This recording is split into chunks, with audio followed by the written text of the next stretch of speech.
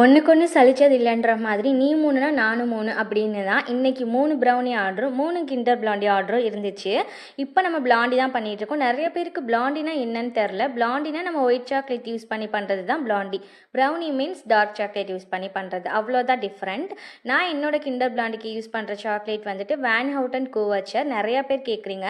இது வந்து ரொம்ப காஸ்ட்லியான சாக்லேட், இருந்தாலும் நம்மளோட கிளைண்ட்ஸுக்காக நான் நிறைய ஆட் பண்ணி தான் இந்த கிண்டர் பிளாண்டியை ரெடி பண்ணுவேன். ஒரு பீஸ்லேயும் அவ்வளோ சாக்லேட் லோடடாக இருக்கும். இதுட்டு ப்ரௌனி செய்ய ஸ்டார்ட் பண்ணியாச்சு. ப்ரௌனியில் வந்து எனக்கு ட்ரிப்பிள் சாக்லேட் ப்ரௌனி அண்ட் பாதாம் கேஷ்யூ ப்ரௌனி ஆர்டர் இருந்துச்சு. அது கூடவே வந்து பட்டர் குக்கீஸும் கொனஃபா சாக்லேட்டும் ஆர்டர் பண்ணியிருந்தாங்க.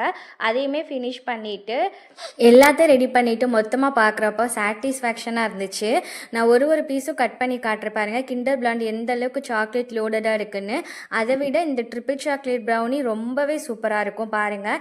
எல்லாத்தையுமே ஃபினிஷ் பண்ணியாச்சு. நான் ஒரு கஸ்டமரோட பேக்கிங்கும் தனித்தனியாக பேக் பண்ணியிருக்கேன். ஆனால் ஒரு கஸ்டமர் பாக்ஸ்லேயும் பாருங்கள் கண்டிப்பாக கிண்டர் பிளாண்டி வந்துட்டு இருக்கும்.